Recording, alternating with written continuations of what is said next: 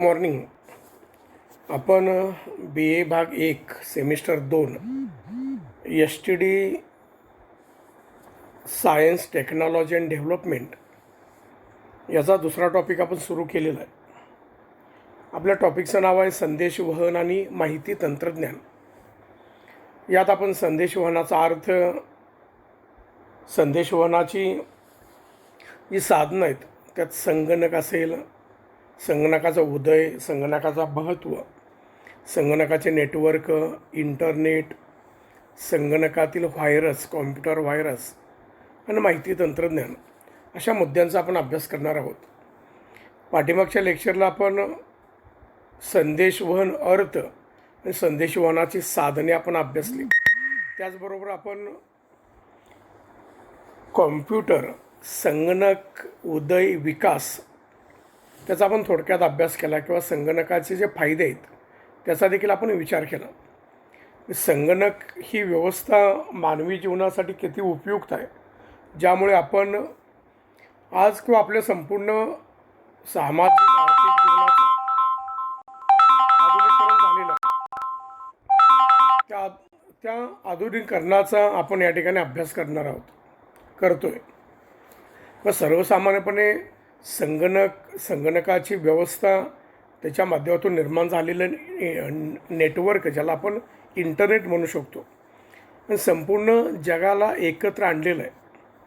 शेती, उद्योग, व्यापार, पर्यटन, हॉटेल उद्योग, वैद्यकीय शास्त्र असेल, अभियांत्रिकी शास्त्र असेल, आपलं शिक्षण असेल, या सर्व क्षेत्रात आपण इंटरनेटच्या माध्यमातून, संगणकाच्या माध्यमातून संपूर्ण जगातील माहिती बघू शकतो. मी तर म्हणेन संदेशवहनाचं आधुनिक साधन म्हणून संगणकाकडे आपण बघू शकतो, ज्याच्या माध्यमातून प्रचंड वेगाने, प्रचंड क्षमतेने, प्रचंड माहितीची देवाणघेवाण केली जाते. म्हणून आपण संदेशवहनाचा अर्थ आणि साधनेनंतर संगणकाचा उदय आणि विकास कोणकोणत्या पद्धतीनं झाला, कोणकोणत्या सर्च इंजिन, ॲनालिटिकल इंजिन किंवा संगणकाचा कसा विकास होत गेला, जुन्या पहिल्या पिढीतील संगणक कसा निर्माण झाला, किंवा आजचा लहान म्हणजे डेस्कटॉप, टेबलवर असणारा टेबलटॉप आपण म्हणू शकतो, डेस्कटॉप म्हणू शकतो. त्याचबरोबर आपण ज्याला लॅपटॉप म्हणू शकतो, तो लॅपटॉप किंवा आता तळहातावर मावणारे लहान, ज्याला आपण मोबाईलसारखा संगणक म्हणू शकतो. या संगणकाच्या माध्यमातून मानवी जीवन प्रभावित झालेलं आहे. मग या लेक्चरला आपण संगणकाचं नेटवर्क कसं कार्य करतं, संगणकाच्या माध्यमातून दोन संगणक परस्पराशी जोडण्याच्या प्रक्रियेतून संपूर्ण जगातील संगणक परस्पराशी जोडले गेले, त्यातून निर्माण झालेलं जे नेटवर्क आहे, इंटरनॅशनल नेटवर्क, ज्याला आपण इंटरनेट म्हणतो, त्याचा आपण या ठिकाणी अभ्यास करणार आहोत. तर आपला आत्ताचा मुद्दा आहे संगणकाचं नेटवर्क, ज्याला कॉम्प्युटर नेटवर्क म्हटलं जातं. नेटवर्क म्हणजे काय? एका वस्तूला दुसरी वस्तू जोडून परस्पर समन्वय साधून एखादं काम होणं, त्याला आपण नेटवर्क म्हणू शकतो. मग संगणकाच्या प्रणालीत काय होतं की एक संगणक जे दुसऱ्या संगणकाला, एक PC आपण डेस्कटॉप म्हणतो, म्हणजे आपण टेबलवर जो PC ठेवतो तो PC असेल, लॅपटॉप असेल, तर दुसऱ्या PCशी, दुसऱ्या लॅपटॉपशी जोडून परस्पराची माहिती परस्परांच्याकडे दिली आणि एकत्रित माहितीचं प्रसारण केलं किंवा एकत्रित माहितीचं देवाणघेवाण केलं, तर दोन कॉम्प्युटरचं ते नेटवर्क तयार झालं आपण म्हणू शकतो. त्यामुळे संगणकाचं नेटवर्क हे साधं, सरळ, सोपं आहे. त्यात प्रामुख्याने दोन किंवा त्यापेक्षा जास्त संगणक एकमेकांना जोडून केलेली रचना, व दोन किंवा दोनपेक्षा अधिक संगणक एकमेकांना जोडून झालेली जी रचना आहे, त्या रचनेला आपण संगणकाचं नेटवर्क असं म्हणू शकतो. नेटवर्कमध्ये काय होतं, माहितीची देवाणघेवाण शक्य होऊ शकते. एका संगणकावरची माहिती दुसऱ्या संगणकाकडे पाठवू शकतो, किंवा एखाद्या संगणकावरची माहिती आपण आपल्या संगणकावर पाहू शकतो, आपल्या संगणकावरची माहिती त्या संगणकावर आपण पाहू शकतो. म्हणजेच माहितीची देवाणघेवाण संगणकापासून दुसऱ्या संगणकापर्यंत, किमान दोन संगणकापासून हजारो, लाखो, करोडो संगणकापर्यंत पोहोचवण्याची जी यंत्रणा आहे, रचना आहे, नेटवर्क आहे, किंवा संगणक परस्पर जोडण्याच्या आवश्यकतेतून निर्माण झालेली जी रचना आहे, त्याला आपण संगणक नेटवर्क म्हणू शकतो. नेटवर्क हे करत असताना संगणकाची ज्या आवश्यकता आहेत त्या आवश्यकतानुसार वेगवेगळे प्रोग्राम आणि हार्डवेअर एकत्रित वापरणे सोयीस्कर ठरते. फॉर एक्झाम्पल, आपण एखाद्या ऑफिसमध्ये काम करतो आहे, तर ऑफिसमध्ये 4 PC आहेत.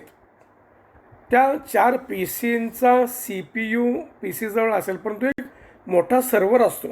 तो सर्व्हरमध्ये त्या 4 पी सींची नेटवर्क असतात. म्हणजे 4 PC परस्परांना जोडून त्या सर्व्हरला जोडले जातात व त्या सर्व्हरच्या माध्यमातून 4 PC काम करतात. त्यामुळे 4 PCवरील माहितीची देवाणघेवाण त्या सर्व्हरच्या माध्यमातून होऊ शकते. त्याच वेळेला तिथे एकच आपण प्रिंटर ठेवला तर त्या प्रत्येक PCवरची प्रिंट एकाच प्रिंटरवर देऊ शकतो.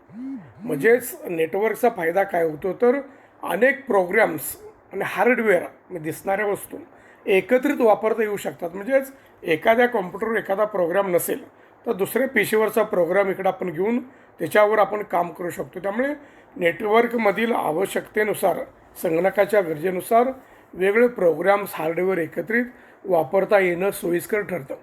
नेटवर्कमध्ये सर्व्हर महत्त्वाचा असतो. त्या सर्व्हरला बाकीचे PC जोडला जातो. सर्व्हर केंद्रस्थानी असतो आणि त्याला विशिष्ट केबलनं दुसरे PC जोडले जातात. PC एका PCला दुसरा PC, दुसऱ्या PCला तिसरा PC, असे सलग PC जोडले जातात. एका साईडला तो सर्व्हर असतो आणि त्या केबलच्या माध्यमातून तो सर्व्हर ते PC परस्पराशी कनेक्ट होतात. त्यातून निर्माण होणाऱ्या एकूण इंटरकनेक्टिव्हिटीला, परस्परांच्या जोडण्याच्या पद्धतीला आपण संगणकाचं नेटवर्क म्हणू शकतो.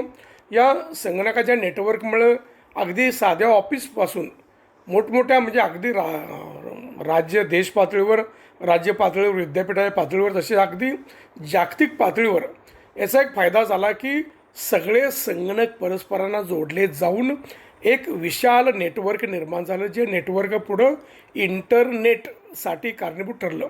इंटरनेटचं कार्य हेच आहे ना, विशिष्ट केबल किंवा सॅटेलाईटच्या माध्यमातून जगातले सर्व PC परस्परांशी इंटरनेटच्या माध्यमातून जोडले जातात. त्यामुळे इंटरनेट हा कॉम्प्युटर नेटवर्कचं मोठं रूप म्हणून त्याच्याकडे बघू शकतो. त्यामुळे सर्वसामान्यपणे 2 किंवा त्यापेक्षा अधिक PC परस्परांना जोडणं, समान प्रोग्राम वापरणं, समान हार्डवेअर वापरणं, याच्या माध्यमातून कमीत कमी प्रोग्राम, कमीत कमी हार्डवेअरवर अनेक PCंचं, अनेक कॉम्प्युटरचं काम चालवणं, या गरजेतून कॉम्प्युटर नेटवर्क हे सुरू झालं. या नेटवर्कमध्ये म्हणजे मी आता जर सांगितलं की ऑफिसमध्ये नेटवर्कमध्ये एकच प्रिंटरचा समावेश असू शकतो. प्रत्येक PCमधून त्या प्रिंटरला प्रिंट देणं शक्य होतं. यामुळे प्रिंटरचा खर्च वाचतो, त्यावेळी जागा वाचते. नेटवर्कची जोडणी करण्यासाठी राउटर असतो, हब असतो, स्विच, सॅटेलाईट किंवा मोडेमला जोडून नेटवर्किंग काम करतं. म्हणजेच प्रत्येक PCकडून प्रत्येक PCला येणारी जी केबल आहे त्या केबलला एक राउटर असतो, हब असतो, स्विच असतो आणि त्यातून येणाऱ्या फ्रिक्वेन्सीज त्या कॉम्प्युटरला येतात. त्या कॉम्प्युटरमधून पुढल्या कॉम्प्युटरला जाणाऱ्या फ्रिक्वेन्सी जात असतात. म्हणजे ज्या फ्रिक्वेन्सी आहे त्याचं आदानप्रदान करण्यासाठी आवश्यक असणारे स्विच, हब, मोडेम जोडून हे नेटवर्क काम करतं. लहान ऑफिसमध्ये केबलच्या माध्यमातून किंवा मोठ्या ऑफिसमध्ये मोडेमच्या माध्यमातून हे नेटवर्क काम करतं. त्याचबरोबर मोठ्या केबल, ऑप्टिकल फायबर केबल यांच्या माध्यमातून एखाद्या मोठ्या शहरातलं, मोठ्या देशातलं, मोठ्या राज्यातलं, संपूर्ण जगातलं नेटवर्क काम करतं. तुम्हाला पटणार नाही, ऑप्टिक फायबर केबलद्वारे इलेक्ट्रॉनिक पद्धतीने डिजिटायझेशन झालेलं आहे. डिजिटल पद्धतीने एक PC दुसऱ्या PCला जोडण्याचा प्रयत्न होतो. जगात, संपूर्ण जगात हे नेटवर्क कसं कार्य करतं तर मोठ्या आपण जर तुम्ही यूट्यूबला सर्च केलं की कॉम्प्युटर नेटवर्क किंवा कॉम्प्युटर नेटवर्कसाठी असणाऱ्या केबलचं हे, तर समुद्राखालून लाखो मैल, हजारो मैल केबल टाकलेले आहेत. त्या केबलच्या माध्यमातून संपूर्ण जग, प्रत्येक खंडाला जोडलेलं आहे. त्यामुळे जगातला प्रत्येक PC नेटवर्कच्या माध्यमातून काम करतो. हे नेटवर्कचे प्रकार काय आहेत? नेटवर्कचे वर्गीकरण करत असताना ते नेटवर्कचा आकार केवढा आहे आणि त्याची रचना कशी आहे, त्यामुळे त्या नेटवर्कचे काही प्रकार पडतात. ते प्रकार आपण अभ्यासणार आहोत. त्याला पहिला प्रकार आहे पर्सनल एरिया नेटवर्क. याला पॅन म्हणतात. पॅन म्हणजे Pचं पर्सनल, एरियाचं A आणि नेटवर्कचं N, पॅन. ही पर्सनल एरिया नेटवर्क म्हणजे नेटवर्कची व्याप्ती एखाद्या ऑफिसपुरती मर्यादित असते. एखादा हॉल 30-40 फुटाचा हॉल असतो, त्यापुरती मर्यादित असते. या ऑफिसमध्ये जे कॉम्प्युटर असतात, अनेक जे संगणक असतात, ते मोबाईल किंवा मोडेमच्या आणि केबलच्या माध्यमातून परस्परांना जोडले जातात. आपण अनेक वेळा ब्लूटूथच्या माध्यमातून, हॉटस्पॉटच्या माध्यमातून आपण घरात हॉटस्पॉटचा मोबाईल हॉटस्पॉट सुरू करतो. त्यातून दुसऱ्या मोबाईलला आपण इंटरनेट कनेक्टिव्हिटी देतो किंवा आपण मोबाईलचा हॉटस्पॉट वापरतो आणि घरातला PC कनेक्ट करतो. त्याच्या माध्यमातून आपण इंटरनेटचा वापर करतो किंवा जगातली माहिती संकलित करतो. ब्लूटूथच्या माध्यमातून देखील 2 संगणक, 2 PC, 2 मोबाईल परस्परांशी जोडले जाऊ शकतात. याला पर्सनल एरिया नेटवर्क म्हणजे केवळ ब्लूटूथ आणि हॉटस्पॉटनंच जोडले जातात असं नाही. एखाद्या ऑफिसमध्ये लहान ऑफिस आहे, एक 10-20 कॉम्प्युटर आहेत, तर त्यासाठी एक केबलच्या माध्यमातून कॉम्प्युटर जोडले जातात. त्याचा एक सर्व्हर असतो, एका ठिकाणी प्रिंटर असतो. सर्व्हरच्या माध्यमातून संपूर्ण कॉम्प्युटरचं हार्डवेअर आणि सॉफ्टवेअरचं काम करत असतं. सर्व्हरमधल्या सगळ्या प्रोग्राम, सगळे कॉम्प्युटर एका वेळेला म्हणजे प्रोग्राम वापरू शकतात. याला पर्सनल एरिया नेटवर्क म्हणजे कमीत कमी संगणक कमीत कमी जागेत परस्परांना केबल किंवा हॉटस्पॉट किंवा ब्लूटूथच्या माध्यमातून जोडण्याचा जो नेटवर्क आहे त्याला पर्सनल एरिया नेटवर्क म्हणू शकतो. तर दुसरा भाग आहे लोकल एरिया नेटवर्क. जर एखादी इमारत मोठी असेल, एखादी मोठी बँक असेल, एखादं हॉस्पिटल असेल, एखादं हॉटेल असेल, तर त्या इमारतीमधील वेगवेगळ्या हॉलमधील वेगवेगळ्या खोल्यामधले जे संगणक आहेत ते एकमेकांना जोडण्यासाठी जे नेटवर्क वापरलं जातं त्याला लोकल एरिया नेटवर्क म्हणू शकतो. याची व्याप्ती त्या इमारतीच्या परिसरात, विद्यापीठाच्या परिसरात असू शकते. एखादा महाविद्यालयाचा कॅम्पस मोठा आहे तर त्या ठिकाणी लॅनसारखं नेटवर्क काम करतं. किमान 5 ते 10 किलोमीटर अंतरातील लॅनसारखं नेटवर्क काम करतं. त्याला लोकल एरिया नेटवर्क म्हटलं जातं. या नेटवर्कमध्ये संगणक एकमेकाशी जोडण्यासाठी केबलचा वापर होतो. या खोलीत, या ऑफिसमध्ये 10 संगणक आहेत, ते परस्परांना जोडलेत. आणि ते संगणक दुसऱ्या खोलीतल्या एखाद्या 10 संगणकाशी केबलनं जोडलेत. आणि त्या संपूर्ण कॅम्पस, त्या लोकल एरियाचा एक मोठा सर्व्हर एक ठिकाणी असतो आणि त्या सर्व्हरशी सगळे केबल जोडले जातात. सर्व PC जोडले जातात. म्हणजेच एक कमीत कमी जागेत असणाऱ्या नेटवर्कला आपण पर्सनल एरिया नेटवर्क म्हणू शकतो. नेटवर्कची जागा रचना वाढते, कॉम्प्युटर वाढतात. एका मोठ्या हॉस्पिटलमध्ये असतात ते हॉस्पिटल, आता मोठे आपण हॉस्पिटल जर विचारात घेतली तर मोठे हॉस्पिटल आहेत, म्हणजे त्या हॉस्पिटलचा एरियाच 2-4 किलोमीटरचा अंतरात असतो. तर लोकल एरिया नेटवर्कच्या माध्यमातून हॉस्पिटलमधल्या संगणक परस्पराशी जोडले जातात. याला आपण लोकल एरिया नेटवर्क म्हटलं जातं. यासाठी केबलचा शक्यतो वापर केला जातो. याला लॅन म्हटलं जातं, LAN. तिसरा प्रकार आहे कॅम्पस एरिया नेटवर्क, CAN.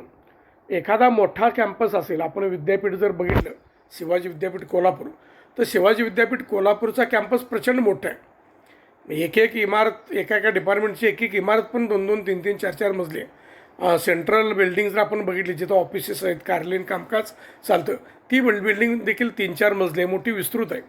तर कॅम्पस जो मोठा असेल, मोठा महाविद्यालयाचा असेल किंवा मोठ्या विद्यापीठाचा असेल, अशा वेळेला अनेक लहान लहान लॅन, लोकल एरिया नेटवर्क म्हणजे एखाद्या इमारतीत असणारं नेटवर्क.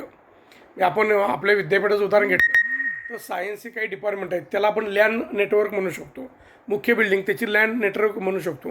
सामाजिक शास्त्र डिपार्टमेंट आहे, तिथलं लॅन, लोकल एरिया नेटवर्क, एका इमारतीपुरतं नेटवर्क. ही सगळी नेटवर्क नंतर केबलच्या माध्यमातून परस्परांना जोडली जातात. पण ते नेटवर्क म्हणजेच ज्या वेळेला नेटवर्कचा आकार मोठा होतो, एखादा मोठ्या कॅम्पसपुरता मर्यादित असतो, तर कॅम्पस एरिया नेटवर्क म्हणू शकतो. ही देखील जाळी परस्परांशी केबलच्या माध्यमातून जोडली जातात. यासाठी एक मोठा सर्व्हर त्या ठिकाणी काम करत असतो. त्याचा पुढचा प्रकार आहे metropolitan area network. Metropolitan area network म्हणजे मोठ्या शहरात कॅम्पस नेटवर्कपेक्षा मोठं असणारं जे नेटवर्क आहे त्याला आपण मेट्रोपॉलिटन नेटवर्क असं म्हणू शकतो. हे नेटवर्क लोकल एरिया नेटवर्कपेक्षा प्रचंड मोठं असतं.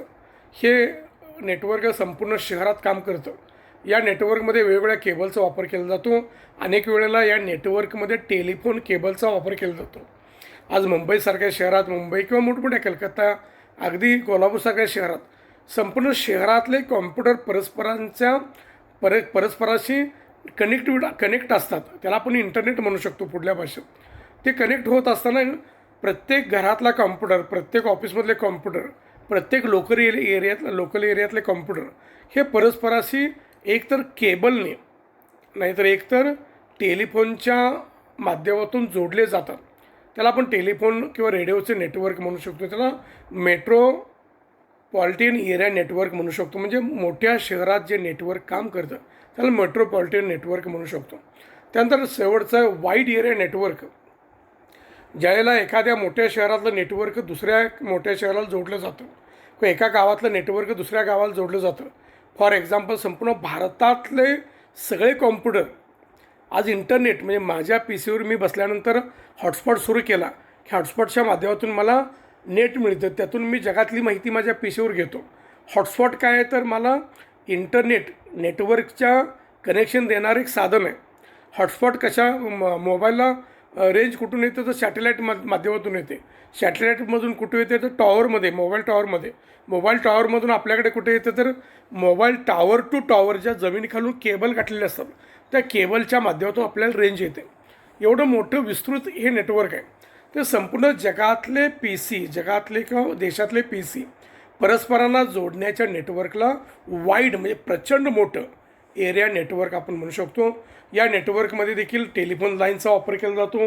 उपग्रह जे अवकाशात सोडलेले आहेत ज्याला सॅटेलाईट म्हणू शकतो त्याचा वापर आपण करू शकतो. किंवा समुद्राखालून मोठ्या ज्या केबल डेव्हलप केले आहेत त्या समुद्राखालून प्रत्येक देशाला जोडणारे जे केबल टाकलेले आहेत त्या केबलच्या माध्यमातून वाईड एरिया नेटवर्क काम करतो. त्यामुळे आपण कॉम्प्युटरचं नेटवर्क, संगणकाचं नेटवर्क कसं काम करतं त्याचा आपण अभ्यास केला. थोडक्यात संगणकाचं नेटवर्क म्हणजे काय तर 2 संगणक, किमान 2 आणि मॅक्झिमम किती संगणक जोडण्याच्या पद्धतीला संगणकाचं नेटवर्क म्हणतात. ते नेटवर्क सॅटेलाईटच्या माध्यमातून जोडलेलं असेल, मोबाईलच्या हॉटस्पॉटच्या माध्यमातून जोडलं असेल, केबलच्या माध्यमातून जोडलं असेल, टेलिफोनच्या माध्यमातून जोडलं असेल. म्हणजेच 2 संगणक परस्परांना ज्यातून जोडले जातात त्याला कॉम्प्युटर नेटवर्क आपण म्हणू शकतो. या नेटवर्कचं विस्तारित स्वरूप ज्याला इंटरनेट आपण म्हणू शकतो. इंटरनेटला काय म्हटलं जातं तर इंटरनेटचा शब्दाचा फुल फॉर्म आहे inter connected network. Inter connected network म्हणजे संपूर्ण जगातल्या नेटवर्कना परस्परांना जोडणारं एक प्रचंड मोठं नेटवर्क ज्याला आपण इंटरनेट म्हणू शकतो, इंटर कनेक्टेड नेटवर्क म्हणू शकतो. ज्याच्या खऱ्या अर्थाने ज्याला वेब सर्व्हर्स वर्ल्ड वाईड जे खूप मोठं नेटवर्क आहे. वेब सर्व्हर्स वर्ल्ड वाईड म्हणजे काय, संपूर्ण जगातले मोठमोठे सर्व्हर्स, जगातल्या मोठमोठ्या सर्व्हरना जोडून निर्माण होणाऱ्या नेटवर्कला आपण इंटरनेट म्हणू शकतो. म्हणून याला आपण वर्ल्ड वाईड वेब म्हणतो. सोप्या भाषेत आपण एखादी वेबसाईट ओपन करताना www. पुढे वेबसाईटचं काय असेल नाव त्याच्या माध्यमातून वेबसाईट आपण वापरतो. वेबसाईट म्हणजे काय तर जागतिक पातळीवर संगणकाच्या नेटवर्कमधून माहितीचं आदानप्रदान करण्यासाठी निर्माण केलेली एक माहितीचा साठा ठेवण्यासाठी निर्माण केलेली एक व्यवस्था म्हणून आपण वर्ल्ड वाईड वेब www. पाहू शकतो. ज्याच्या माध्यमातून आपण माहितीची देवाणघेवाण करू शकतो. www.india.com आपण केलं तर भारताची माहिती मिळू शकते.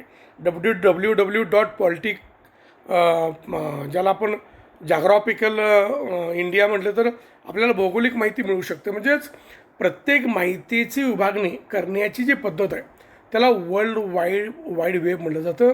जगातल्या वर्ल्ड वाईड वेब ज्याला www. म्हणतो, एकमेकाशी जोडण्याचं जे नेटवर्क आहे त्याला इंटरनेट म्हटलं जातं. म्हणून इंटर कनेक्टेड नेटवर्क म्हणजे इंटरनेट.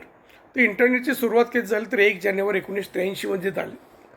इंटरनेट सुरुवात होण्यासाठी काय केलं गेलं तर अनेक सायंटिस्ट, इंजिनियरनी यासाठी शोध घेतला आणि 1957 जेव्हा अमेरिका आणि रशियामध्ये ज्याला शीतयुद्ध म्हटलं जातं, शीतयुद्ध, कोल्ड वॉर, यावेळेला अमेरिकेनं जगातली माहिती किंवा आपल्या माहितीचं देवाणघेवाण फास्ट व्हावी यासाठी ॲडव्हान्स्ड रिसर्च प्रोजेक्ट एजन्सी या नावाची एक एजन्सी स्थापन केली. त्याचा शॉर्ट फॉर्म आहे ARPA. ही कंपनी किंवा एजन्सी स्थापन केली. ह्या एजन्सीचा मुख्य उद्देश काय होता की अशी एक टेक्नॉलॉजी असावी की ज्याने एक कॉम्प्युटर दुसऱ्या कॉम्प्युटरला जोडला जाऊ शकतो. आपण जे कॉम्प्युटर नेटवर्क बघितलं त्या कॉम्प्युटर नेटवर्क बनवण्यासाठी त्यांनी ॲडव्हान्स्ड रिसर्च प्रोजेक्ट एजन्सी ARPAची स्थापना केली. याच्या माध्यमातून एक टेक्नॉलॉजी डेव्हलप करण्याचा प्रयत्न केला की 2 कॉम्प्युटर परस्परांना जोडले जातील, ज्याच्या माध्यमातून इंटर कनेक्टिव्हिटी वाढेल. इंटरनेटची सुरुवात याच्या माध्यमातून झाली. त्यामुळे या एजन्सीने या टेक्नॉलॉजी बनवण्याच्या प्रयत्नातून 1969 ARPANET ARPANET ची स्थापना केली आणि याच्या माध्यमातून कुठलाही कॉम्प्युटर एकमेकांना जोडण्याचं तंत्रज्ञान त्यांनी विकसित केलं आणि याच तंत्रज्ञानाला त्यांनी 1980मध्ये इंटरनेट असं नाव दिलं. आपण भारतात इंटरनेट सर्व्हिस कधी सुरू झाली तर 14 ऑगस्ट 1995ला भारतात विदेश संचार निगम लिमिटेड VSNL सरकारी जी कंपनी आहे विदेश संचार निगम लिमिटेड VSNL यांनी सुरुवातीला भारतात इंटरनेटची सर्व्हिस लॉन्च केली. यानंतर इंटरनेटची आपण माहिती पाहणार आहोत. इंटरनेट म्हणजे काय? इंटरनेट म्हणजे खऱ्या अर्थाने ग्लोबल वाईड एरिया नेटवर्क. आपण वरचं नेटवर्क जे अभ्यासलं व्यान म्हटलं, वाईड एरिया नेटवर्क म्हणजे प्रचंड मोठं.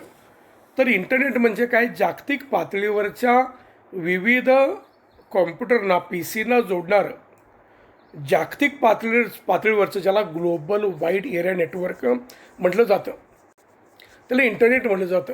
हे नेटवर्क काय करतं? जगातल्या संपूर्ण कॉम्प्युटर सिस्टम परस्परांना जोडण्याचं काम करतं. अमेरिकेला कॉम्प्युटर सिस्टीम, भारतातली कॉम्प्युटर सिस्टीम, इंग्लंडमध्ये कॉम्प्युटर सिस्टीम, जगातल्या सर्व राष्ट्रातल्या कॉम्प्युटर सिस्टीम केबल, टेलिफोन आणि सॅटेलाईटच्या माध्यमातून परस्परांना जोडण्याचं काम करणारं एक प्रचंड मोठं नेटवर्क, त्याला इंटरकनेक्टेड नेटवर्क म्हटलं जातं, ज्याला इंटरनेट म्हणू शकतो. यामध्ये काय केलं जातं? परस्परांशी कॉम्प्युटर जोडण्यासाठी प्रचंड क्षमतेच्या केबल ज्याच्या माध्यमातून इलेक्ट्रॉनिक तरंग निर्माण होऊन इलेक्ट्रिकल तरंगाच्या माध्यमातून प्रचंड वेगानं माहितीचं आदान प्रदान करण्यासाठी ची यंत्रणा तिथं कार्य करते.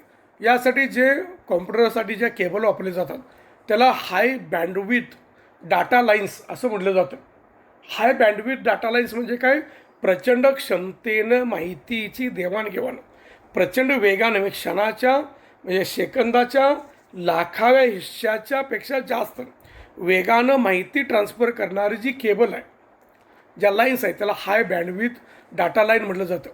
त्याला इंटरनेटचा आधार म्हटलं जातं. बॅकबोन म्हणजे पाठीचा कणा, त्याच्या पाठीमागं असणारी ताकद. इंटरनेटचं बॅकबोन देखील समजलं जातं, कारण ह्या हाय बँडविड्थ डाटा लाईन्स आहेत, म्हणजे केबल आहेत. या केबलची क्षमता एवढी प्रचंड असते की आज आपण इथं भारतात आहोत तर आपण इंटरनेटच्या माध्यमातून मेल एखादा पाठवला तर सेकंदाच्या हजारा विषयाला तो मेल अमेरिकेत पोचतो. आपण इथं क्लिक केल्यानंतर तो तिथं पोचला आहे. वेग किती असेल?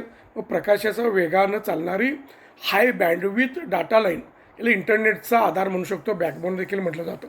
या लाईन्सला आपण मेजर इंटरनेट हबशी जोडले जाते. ज्या केबल आहेत त्या केबल प्रत्येक देशात मेजर इंटरनेट हब सेंटर या ठिकाणी संपूर्ण मोठा सर्व्हर काम करतो.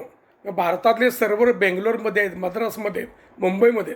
ह्या सर्व्हरला एक केबल जोडल्या जातात. म्हणजेच अमेरिकेतून युरोपियन राष्ट्रातून आलेल्या केबल भारतात मुंबईतल्या बेंगलोरमधल्या किंवा मद्रासमधल्या सर्व्हरला जोडल्या जातात. त्याला मेजर इंटरनेट हब्स म्हटले जाते आणि त्या हब्सच्या माध्यमातून तो डाटा अनेक ठिकाणी वेब सर्व्हर्स किंवा संपूर्ण भारतात तो डाटा डिस्ट्रीब्यूट केला जातो. तो संपूर्ण भारतात तो डाटा दिला जातो. या पद्धतीने इंटरनेटचं कार्य चालतं.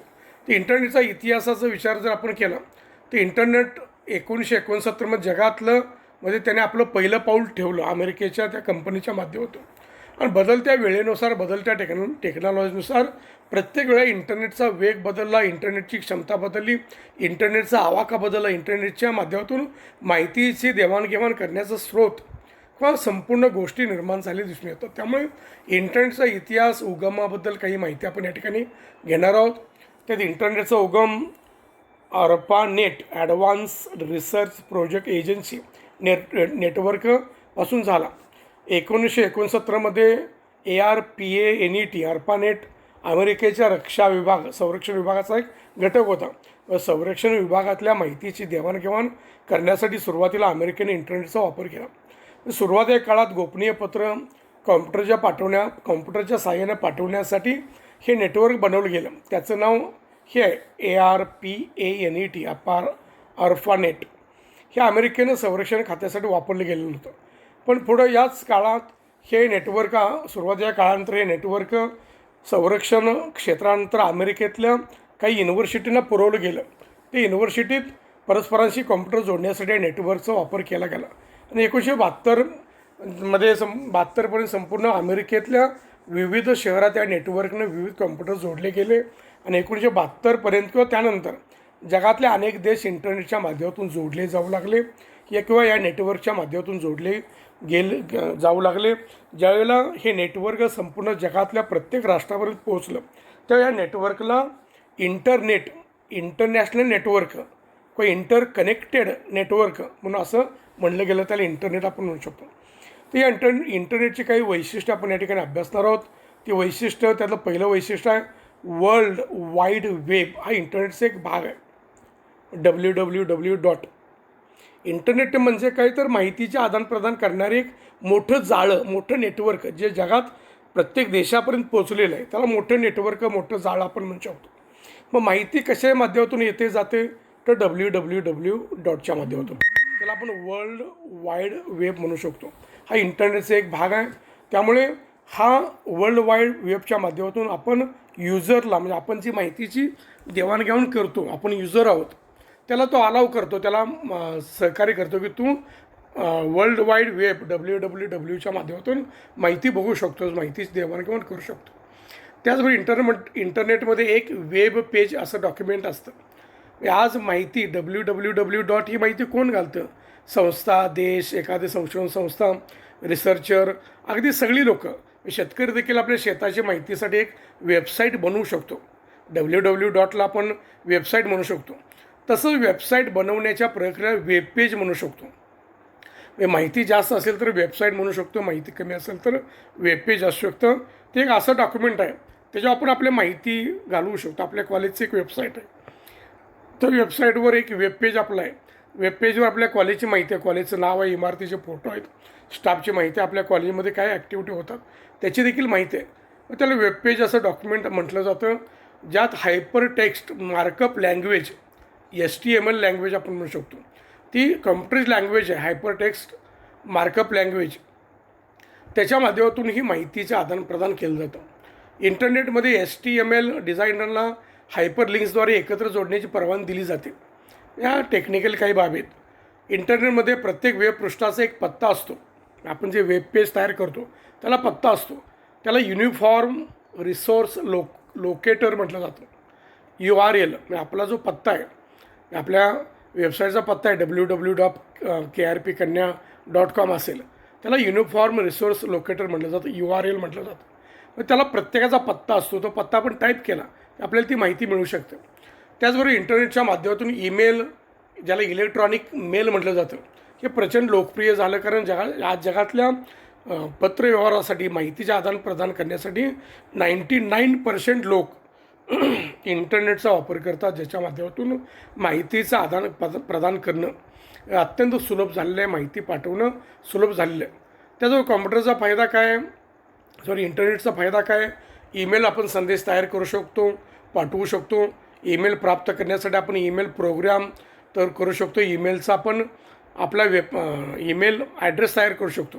त्या ॲड्रेसला ईमेल प्रोग्राम किंवा डोमेन नेम म्हणू शकतो. डोमेन नावाचं आपण ईमेल ॲड्रेस तयार करू शकतो. त्याच्या माध्यमातून, इंटरनेटच्या माध्यमातून आपण हा मेल जगात कुठल्याही मेलपर्यंत, कुठल्याही त्या पत्त्यापर्यंत आपण पाठवू शकतो. म्हणजेच ईमेल संदेश तयार करणं, पाठवणे आणि प्राप्त करण्यासाठी आपल्याला ईमेल प्रोग्राम आणि डोमेन नाव म्हणजे ईमेल ॲड्रेस इंटरनेट मेल सर्व्हरवरील खाते आवश्यक आपल्याला असतं, ते आपण करू शकतो. त्यानंतर इंटरनेट रिले चॅट हे एक त्याचं जे वैशिष्ट्य आहे, IRC म्हटलं जातं. ही एक सेवा आहे जी वापरकर्त्यांना खास विंडोमध्ये मजकूर टाईप करून रिअल टाईम एकमेकाशी संवाद साधण्याची परवानगी देतं. इंटरनेट रिले चॅट IRC ही एक सेवा आहे. ते आपण आपल्या विंडोमध्ये जो मजकूर टाईप करतो त्यावेळेला लगेच माहिती मिळणं, त्याला आपण इंटरनेट रिले चॅट आपण म्हणू शकतो. त्याचबरोबर आपण इच्छित असल्यास या चॅट रूममध्ये चर्चेत भाग घेण्यासाठी आपण विशेष IRC प्रोग्राम वापरू शकतो. परंतु बऱ्याच चॅटरूममध्ये वेबसाईटमध्ये सेट केले जातात, जे आपल्याला त्याच्या ब्राउझर विंडोमधून थेट चॅट करण्यास सक्षम होऊ शकतो. इंटरनेटच्या माध्यमातून चॅटिंग करणं, माहिती देवाणघेवाण करणं, यासाठी IRC प्रोग्राम घेऊ शकतो. किंवा जो वेबसाईट आपण ओपन करतो त्यावेळेला तिथंच IRC प्रोग्राम बाजूला असतो. तुम्ही बघा की ज्यावेळी PCवर आपण इंटरनेटच्या माध्यमातून एखादी माहिती ओपन करतो, ती माहिती बघत असताना एका साईडला एक विंडो येतो, त्यात अनेक जाहिरात येतात. तिथं आपण सर्च त्या माहिती बघेपर्यंत त्या गोष्टी सर्च करू शकतो. याला आपण चॅट करणं, माहिती सर्च करणं आपण म्हणू शकतो. त्याचबरोबर इंटरनेटवर सर्वच आपण जगातल्या सर्व न्यूज, वेबसाईट, ग्रुप्स ज्यांच्यामध्ये आपण सहभाग होऊ शकतो. रोजच्या घडामोडींचा आपण आढावा घेऊ शकतो. फाईल ट्रान्सफर प्रोटोकॉल FTP हे एक इंटरनेटचं साधन आहे, ज्याच्या माध्यमातून एका संगणकावरची फाईल आपण दुसऱ्या संगणकावर पाठवू शकतो, त्याची कॉपी करू शकतो. त्याचबरोबर FTP program, file transfer program किंवा वेब ब्राउझर वापरून आपण ETP होस्ट संगणकावर इंटरनेटवर लॉग इन करू शकता आणि आपल्या संगणकाच्या फाईली देखील कॉपी करू शकता. सॉफ्टवेअर फाईली शोधण्यासाठी आणि कॉपी करण्यासाठी FTP खूपच सुलभ आहे. आपल्याला फाईली शोधण्यासाठी फाईली शोधणं असेल, माहिती मिळवणं असेल, सॉफ्टवेअरची माहिती मिळवणं असेल, यासाठी FTPचा आपण वापर करू शकतो. हा वापर विद्यापीठे, सॉफ्टवेअर कंपन्या FTP सर्व्हर वापरतात, जेणेकरून आपल्यासारख्या अभ्यागतांना किंवा कॉम्प्युटर वापरकर्त्यांना डेटामध्ये प्रवेश करण्याची परवानगी देऊ शकतात. ती इंटरनेट कनेक्शनचे काही प्रकार आपण या ठिकाणी थोडक्यात अभ्यासतो आहे. लेक्चर का फास्ट घेतो आहे, तर ही माहिती वजा ह्या गोष्टी आहेत, त्यामुळे आपण माहिती म्हणूनच या गोष्टी घेतो आहे. ती इंटरनेट कनेक्शनचे प्रकार आहेत, बरेच प्रकार आहेत. इंटरनेट परस्पराशी कोणकोणत्या गोष्टीच्या माध्यमातून जोडला जातो, 2 हार्डवेअर म्हणजे 2 PC परस्पराशी कसे जोडले जातात, नेटवर्क काय, यावरून इंटरनेट कनेक्शनचे प्रकार पडतात. त्यातला पहिला प्रकार आहे डायल अप कनेक्शन. हे इंटरनेटचे सर्वात प्रमुख मूलभूत कनेक्शन आहे. यात एक टेलिफोन लाईन जी वापरकर्त्याच्या PC सोबत कनेक्ट केलेली असते, ज्यात इंटरनेटचा प्रवेश होतो. मूलभूत म्हणजे बेसिक लाईन. आपण एखादं ब्रॉडबँड सेवा जर घेतली असेल तर टेलिफोनच्या केबलच्या माध्यमातून आपल्या घरात इंटरनेट आपल्या PCपर्यंत येऊ शकतो. दुसरा आहे डायल अप ॲक्सेस. हा खूपच स्वस्त आहे आणि जरा स्लो असतो. म्हणजे टेलिफोन लाईन बऱ्याच ठिकाणी दर्जेवर असल्या तरी एक संगणक आणि अन्य डिव्हाइसमध्ये टेलिफोनची लाईन समान असेल, ती एकाच वेळेला दोन्हीकडे कॉम्प्युटर आपण नेटवर्क वापरू शकत नाही, नेट वापरू शकत नाही. त्यामुळे डायल अप ॲक्सेस स्वस्त असलं तर देखील त्यात एखाद्या ठिकाणी एका लाईनला जर 2 PC असतील, एका PCवर नेट वापरलं जात असेल तर दुसऱ्या PCवर ते स्लो येऊ शकतं. म्हणजे हॉटस्पॉटच्या माध्यमातून आपण जर एकाच वेळा अनेक मोबाईल जर वापरत असू तर इंटरनेटची स्पीड कमी येणं आपण म्हणू शकतो. तिसरा आहे डिजिटल सबस्क्रायबर लाईन. हे असं इंटरनेट कनेक्शन आहे, डिजिटल सबस्क्रायबर लाईन, जे कायम चालू असतं, डिजिटल आहे. ते 2 लाईन वापरतं, जेणेकरून आपला संगणक कनेक्ट केलेला असताना आपला फोन देखील कनेक्ट होऊ शकतो, तो विनामूल्य वापरता येऊ शकतो. याला डिजिटल सबस्क्राईब लाईनला एक वायर्ड कनेक्शन असतं, जे ट्रेडिशनल कॉपर टेलिफोनच्या लाईनच्या माध्यमातून आपल्यापर्यंत येऊ शकतं. हे केबल किंवा टेलिफोनच्या लाईनच्या माध्यमातून मिळणारं कनेक्शन म्हणून त्याला आपण डिजिटल सबस्क्रायबर लाईन म्हणून त्याच्याकडे आपण पाहू शकतो. त्याच्यापेक्षा पुढचा प्रकार आहे फायबर कनेक्शन. यात फायबर कनेक्शनमध्ये हायब्रिड कॉपर आणि फायबर सिस्टीमच्या तुलनेत वेगवान फायबर ऑप्टिक केबल्स म्हणजे थेट आपल्या घरी कार्यालयात जाताना आपल्याला अधिक स्थिर, कार्यक्षम आणि विश्वासार्ह कनेक्शन देतात. टेलिफोनपेक्षा हॉटस्पॉट्सपेक्षा फायबर केबल, ऑप्टिक केबल आपण म्हणतो, ते त्या केबल फास्ट आहेत. त्याच्या माध्यमातून आपल्याला संगणक किंवा जे आपण डेटा ट्रान्सफर करण्यासाठी आवश्यक असणारा जो इंटरनेट कनेक्टिव्हिटी आहे किंवा इंटरनेटचं जे स्पीड आहे ते स्पीड प्रचंड वेगाने मिळतं.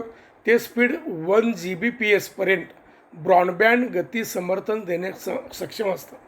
म्हणजे आपण फक्त 5 सेकंदात HD TV प्रोग्राम प्ले करण्यास सक्षम होऊ शकतो. म्हणजेच म्हणजे फक्त 5 सेकंदात आपण एखादा चित्रपट डाउनलोड करू शकतो, HD चित्रपट डाउनलोड करू शकतो.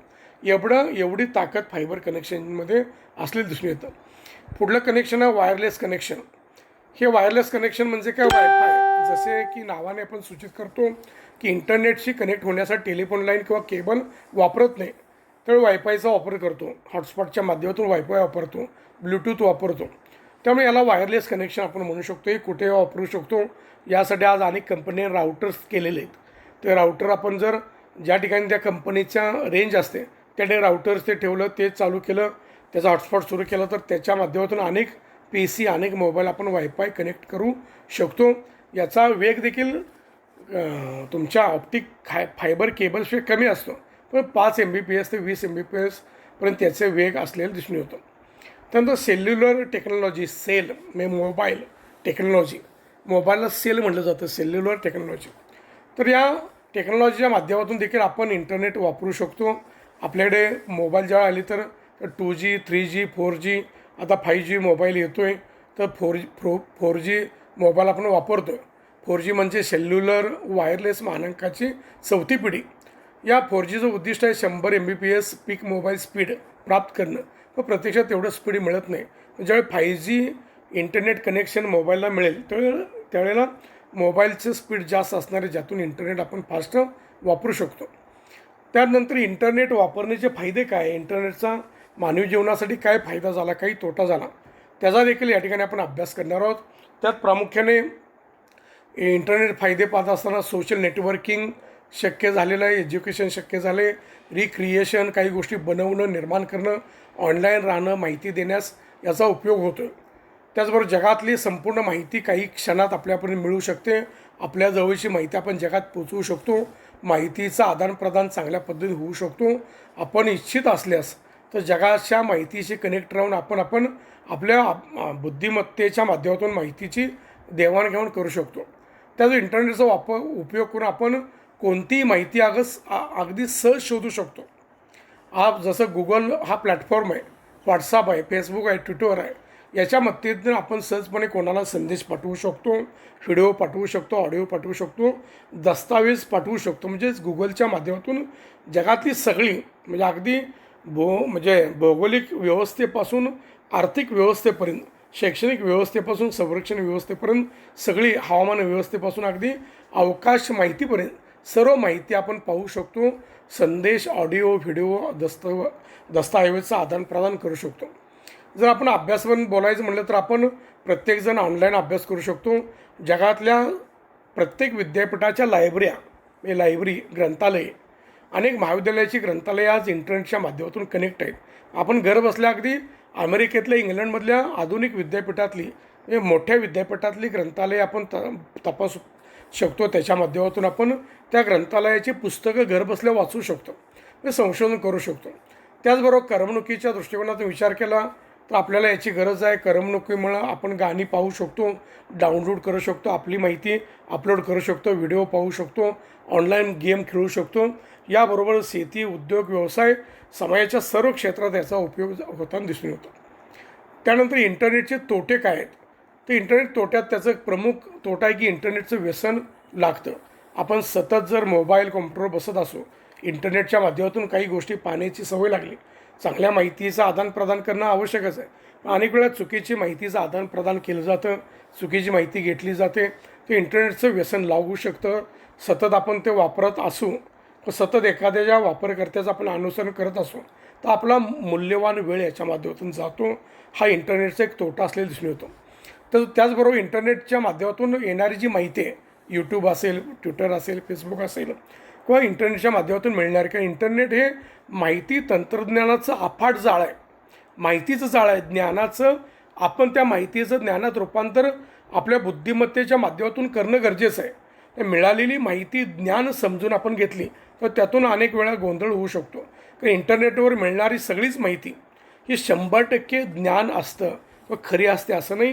ती माहिती खरी आहे का खोटे हे तपासून आपण बघावं लागतं, कारण कोणी काही लिहून शेअर करू शकतो. योग्य किंवा चूक आहे की नाही हे आपण स्वतः ओळखायला शिकायला हवं. त्याचबरोबर कधी कोणत्याही चुकीचा व्हिडिओ, SMS असेल, संदेश असेल किंवा व्हिडिओ MS असेल, नेटमध्ये वेगाने पसरतो. त्याचा तोटा समाजाला किंवा व्यक्तिगत पातळीवर व्यक्तीला होऊ शकतो. त्याचबरोबर संगणक व्हायरस देखील इंटरनेटवरूनच आपल्या संगणकावर प्रवेश करू शकतो, ज्यामुळे आपला सर्व डेटा अदृश्य होऊ शकतो. संगणक व्हायरस म्हणून संगणकाचं संपूर्ण जगातलं कामकाज ठप्प होऊ शकतं. हा देखील त्या इंटरनेटचा तोटा आहे. त्याचबरोबर इंटरनेट वापरल्यामुळे आपला वेळ वाचतो, तसा वेळही वाया जाऊ शकतो. तर इंटरनेट असं साधन आहे की जे ग्लोबल कॉम्प्युटरचं परस्परांना जोडणारे एक इंटरनेटवर्क आहे. त्याला इंटरकनेक्टेड नेटवर्क म्हणू शकतो. ज्यावेळी जगातले सगळे कॉम्प्युटर परस्परांनी जोडले गेलेत, त्याचे अनेक फायदे आहेत जे आपण करून घेणं, त्याचे अनेक तोटे आहेत. त्यामुळे आपण फायदे करून घ्यायचं का तोटे करून घ्यायचं. इंटरनेटचा वापर केवळ माहितीचं मायाजाळ आहे. माहिती मिळवणं, त्याच्या माध्यमातून अभ्यासू बनणं, संशोधन बनणं, त्याच्या माध्यमातून आपलं ज्ञान वाढवणं, येणारी माहिती खरी आहे का खोटे आहे तपासून बघणं. यासाठी इंटरनेटचा वापर आपण केला तर इंटरनेट हे फायद्याचं ठरतं. व चुकीचे व्हिडिओ पाहणे, चुकीचे संदेश पाठवणे, चुकीचे अफवा करणं, यूट्यूबला चुकीचे व्हिडिओ अपलोड करणे, डाउनलोड करणे, यासाठी जर इंटरनेटचा वापर आपण करत असेल तर तो इंटरनेटचा तोटा असलेला दिसून येतो. या लेक्चरला आपण कॉम्प्युटर नेटवर्क आणि इंटरनेटची माहिती, इतिहास, इंटरनेटचे वैशिष्ट्ये, प्रकार आणि इंटरनेटचे फायदे तोटे याचा आपण अभ्यास केला. लेक्चर खूप लांबलेलं आहे. आपण या ठिकाणी लेक्चर थांबवणार आहे. धन्यवाद. थँक्यू.